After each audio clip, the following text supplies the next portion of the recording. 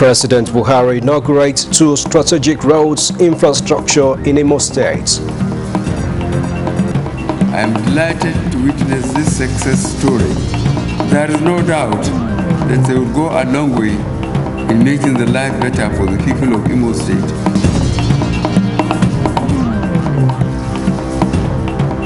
Senate passes for second reading Nigerian Labour Act of 2004 Amendment Bill.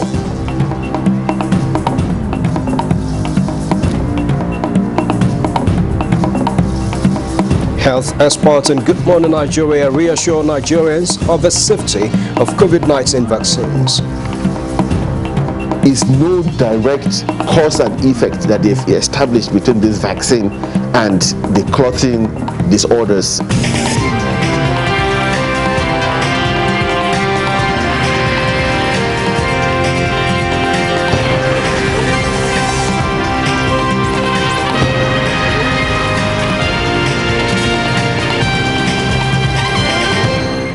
Hello, welcome to the news desk at 6 on NTA News 24, broadcasting live from Nigeria's capital city, Abuja. I am Musbal and Wahab Revenues.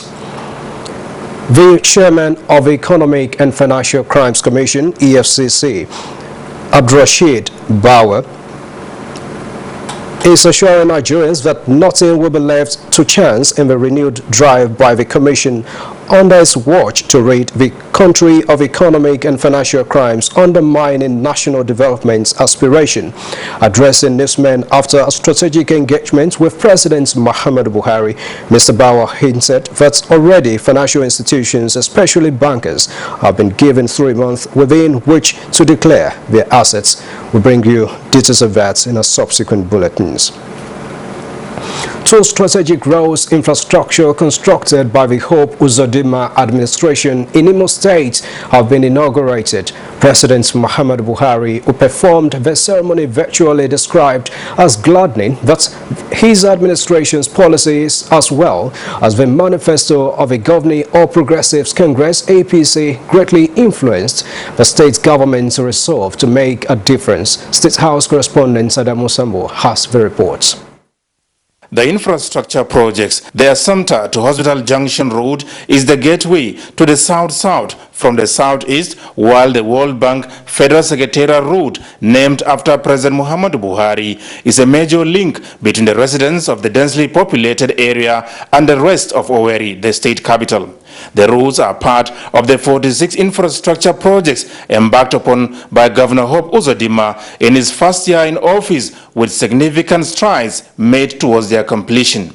It might interest the Excellency to know that under my administration's shared prosperity agenda, the provision of critical infrastructure ranks very high because our people are deeply into commerce and always on the move. We need to provide them with facilitating environment became an urgent necessity. Our road revolution is therefore a timeless response to the survival needs of our people. Governor Uzodinma, who takes pride in surmounting the challenges he met on ground and surpassing the expectations of the people, said beyond the 46 roads projects, Imolites are also enjoying a new lease of life in health, education, agriculture, youth empowerment, and rural development sectors. President Muhammadu Buhari, who described the roads as quite symbolic and strategic, commended the Imo State Governor for setting ambitious targets, thereby clearly demonstrating his administration's commitment to the welfare of Imolites. I am delighted to witness this success story. There is no doubt that they will go a long way in making the life better for the people of Imo State and residents and visitors alike. I urge the governor to sustain the momentum and accelerate the pace of good governance. The president congratulated Governor Hope Uzodinma for his tenacity of purpose, which has seen him doing quite a lot, particularly in roads infrastructure. Thank you very much, and congratulations to the government and people of Imo State for successful 1 year in office. I pray that you will keep the flag flying. The inauguration of the project is part of the week-long activities marking the first anniversary of the Uzodimma administration in Imo State. From the State House, Adamu Sambo, NTA News. And now to the National Assembly, where the Senate has passed the Nigerian Labour Act of 2004 Amendment Bill for second reading.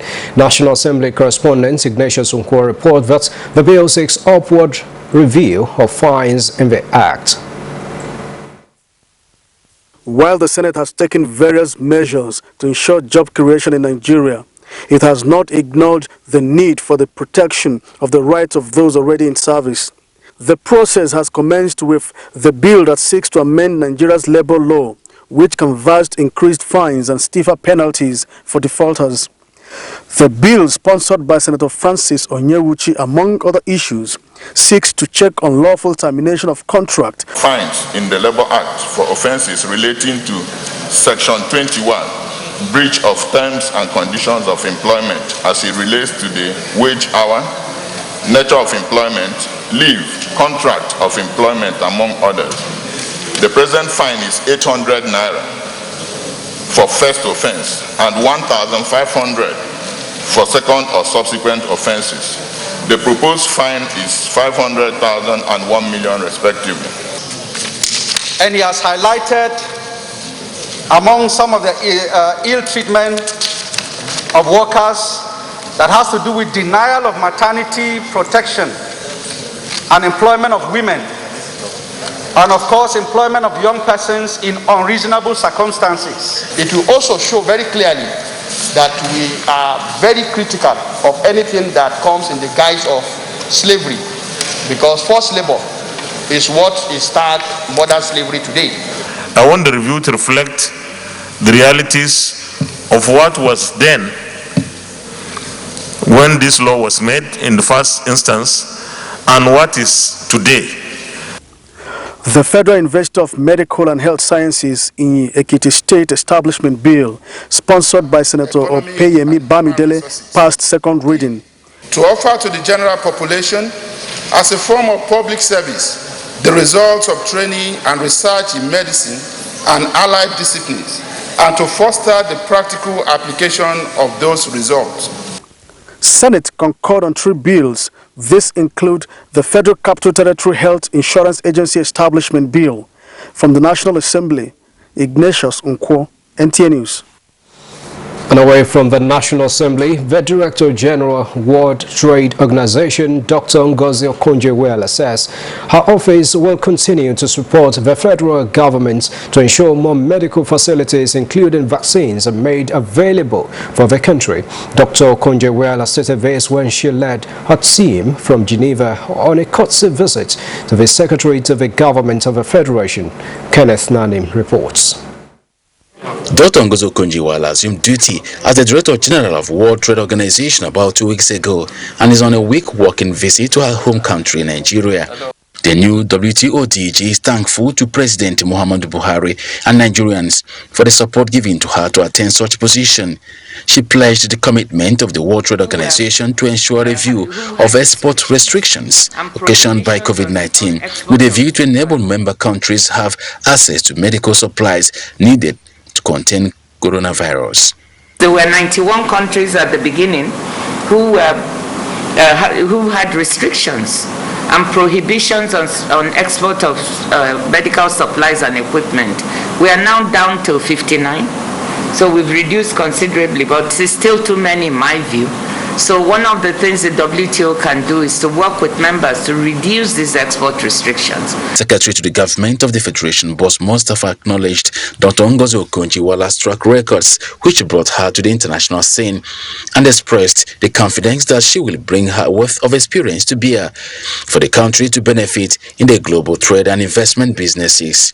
Your tenure will bring succor and relief to countries that are under intense economic pressure, with the budget deficits left, right, and center, with the deficits in infrastructure, housing deficit. We definitely believe that your tenure will bring succor to each and every one of us. The WTO DG and the SGF were on the same page on the need to initiate policies that will engender good governance in the country. Kenneth Nanim, NTA News.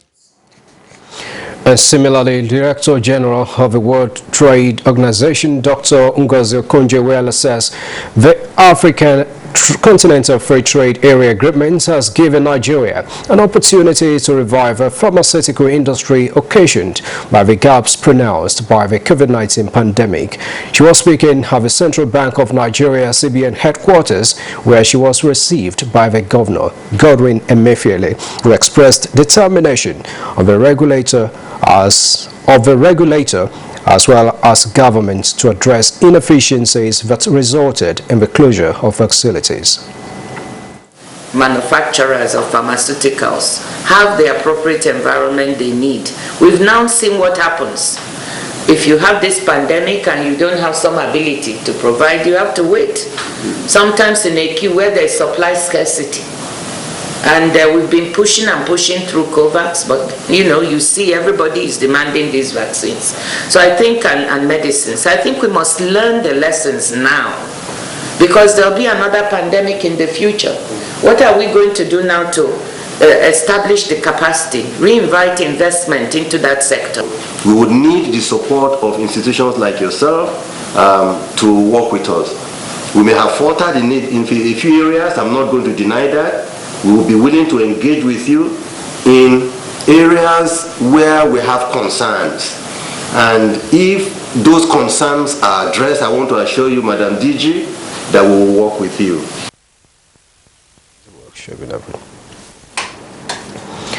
And Nigeria will continue to explore ways to attract more foreign direct investments to promote national development. Acting Director General of Directorate of Technical Cooperation in Africa, Mahmoud Adamu, said this at a workshop in Abuja. Musa Abubakar reports. With weak economic growth and COVID-19 pandemic driving decline in remittances, World Bank projected Nigeria could lose $2 billion from the diaspora. This is a situation development partners here are concerned. This workshop is to explore ways to improve and sustain Nigeria's diaspora foreign direct investment with a view to investing in critical sectors of the economy for national development. Since its creation, the Directorate has implemented programs and activities under its scientific and technical exchange program STEP, funded under the Nigerian Technical Cooperation Fund, NTCF. Remittances by Nigerians abroad back home are very important, and it is time to direct them into sectors of the economy where they will benefit both Nigerians and those Nigerians who are abroad and invest.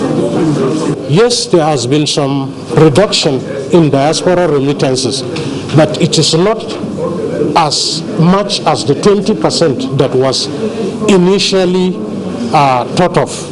The forum is to come up with far-reaching resolutions critical to driving growth. The House of Representatives has passed for second reading a bill that seeks to grant powers to the National Assembly to summon the President on issues bordering on national security. The bill, sponsored by Representative Sagios Ogun, also seeks to grant similar powers to state houses of assembly to summon governors of states. The House noted that the Constitution, as obtained currently, has no provision that expressly grants powers of summon to the legislature on issues of national security or related matters. The Constitutional Amendment Bill was referred to the House Constitution Review Committee for further legislative action. This is the news desk at 6 on NTA News 24. Time for a break. Bring you more reports in just a moment.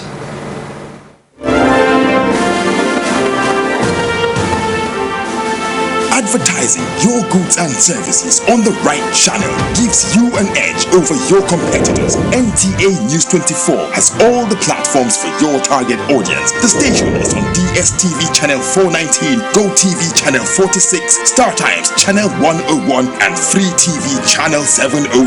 With our digital format and wide range, we can reach your customers in next to no time. We are eager to promote your business, goods, and services. So, partner with us for a very rewarding business experience. For more information, please call or visit our office at NTA Headquarters, Area 11, Garki, Abuja. NTA News 24. News and more news. And tomorrow news beginning with security matters on this segment. Newly appointed Acting General Officer commanding 7th Division, Nigerian Army and Commander Sector 1, Operation Lafia Dole, Brigadier General Adelokun Abdulwahab Eitayo has charged troops of the division to be aggressive and fight the enemy in accordance with characteristics of war by being dogged and bold. The new acting GOC gave a charge while taking over from the outgoing GOC Major General Abdul Khalifa Ibrahim. Memuna Garba reports. The new Acting General Officer commanding 7th Division and Commander Sector 1 Operation Lafia Dole, Brigadier General Adelokun Abdulwahab Eitayo, who had served in the theater-led troops in combat at Kondiga and captured Baga Town in 2015, has now redeployed for the third time. He said the challenges in the theater are not strange to him and charged troops to be courageous in carrying out their attacks. If you make peace very difficult to achieve on account of a peaceful talk, it becomes inevitable on account of a settlement of one-to-one, high boss to high boss. Also, so we are going to make sure that Boko Haram, they are completely liquidated. The outgone GOC Major General Abdul Khalifa Ibrahim, while addressing troops of the division, urged them to continue to be disciplined and ensure they carry out offensive operations at night. He enjoined residents of Maiduguri to continue providing useful information to the security operatives. Maiduguri, Borno State generally, despite the little you hear, is better than what it used to be before. Schools are opening, a new university just opened, commercial activities are going on a mega scale, people travel. Major General Abdul Khalifa Ibrahim has been posted to the Nigerian Army Resource Center in Maiduguri. Maimuna Garba, NTA News. An extraordinary security council convened by Kaduna State government ascended in the state's capital. After the meeting, Governor Nasir Ahmed El-Rufai, who presided, called on relevant stakeholders to find a more proactive way of tackling insecurity in the state and in Nigeria in general. The meeting is coming on the heels of sustained effort by security personnel for the rescue of the 39 abducted students of Federal College of Forestry Mechanization, Afaka, Kaduna, and the 3 teachers of Rema LGEA Primary School, Beniguari. President of the Senate, Ahmed Lawan, has received his first dose of the AstraZeneca COVID-19 vaccine.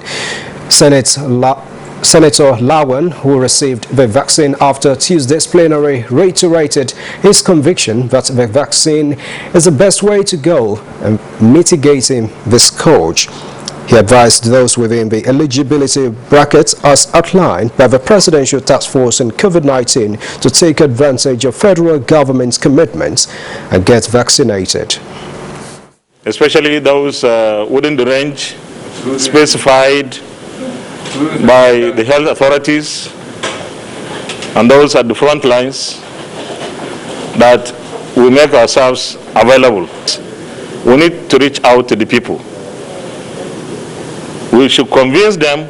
We should use the systems that we have used before in getting our people vaccinated over the years. Our traditional rulers, the traditional institutions have played very significant role in enlightenment. Our clergy, our imams, this is something that we have to do because Nigeria is not an island. We are part of the global community. Senator Lawan also called on authorities to ensure that the vaccines get to all parts of Nigeria. Health experts are reassuring Nigerians that the COVID-19 vaccines are safe, adding that there has been no established cause-effect relationship between the reported blood clotting in the US and the AstraZeneca vaccine. This was on Good Morning Nigeria on NTA, where the Minister of Health, Dr. Osage Ehanire, and 3 other professionals discussed matters arising from COVID-19 vaccination. Ekemini Williams has more. It means that in 1 year, because of the vaccine, America will have protected the lives of 500,000 of their citizens. Now put that in the perspective of the side effects.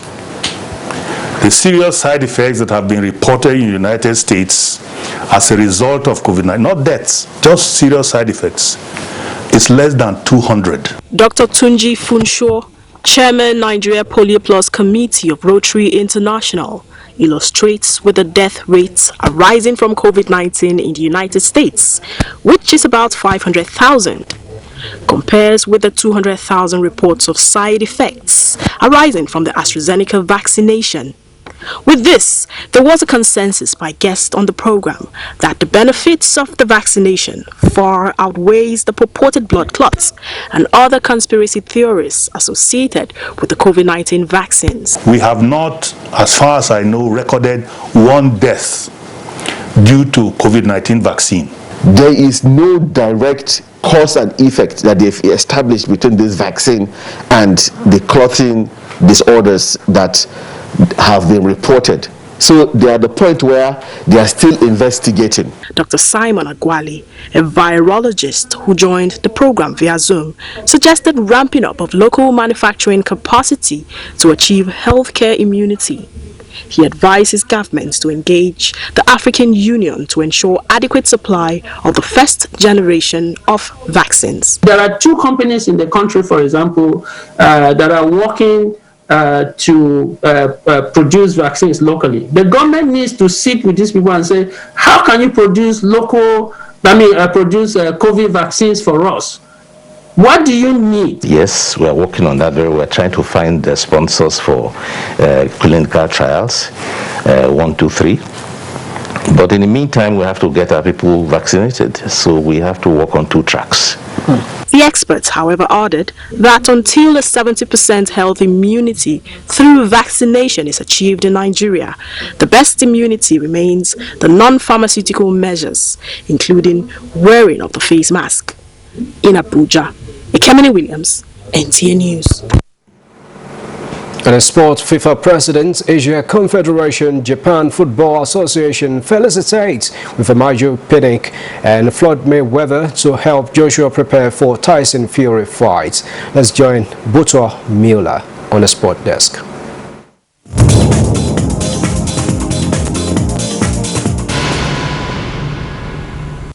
FIFA President Gianni Infantino has personally congratulated the President of Nigerian Football Federation, Mr. Amaju Melvin Pinnick, on the latter's brainstorming entry into the FIFA Council following elections held at the CAF Ordinary and Elective General Assembly in Rabat, Morocco on Friday.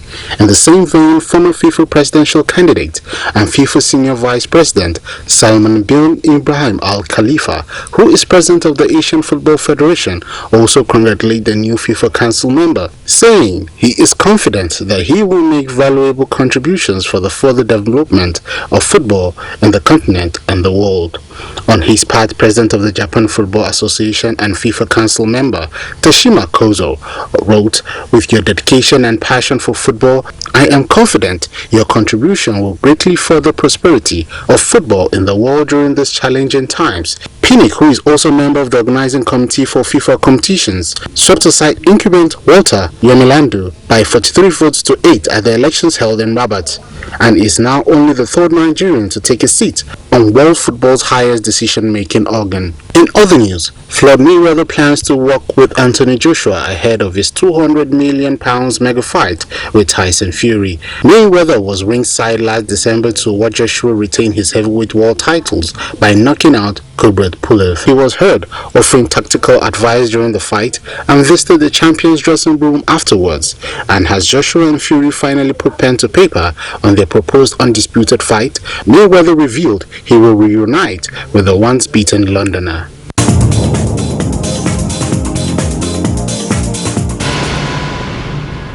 Buswan Miola with a sports package, and that concludes the news desk at 6 on NTA News 24. Thanks a lot for watching it. Remember to join NTA in the stand against rape and rapists. I am Musbat and Wahab. Enjoy your evening.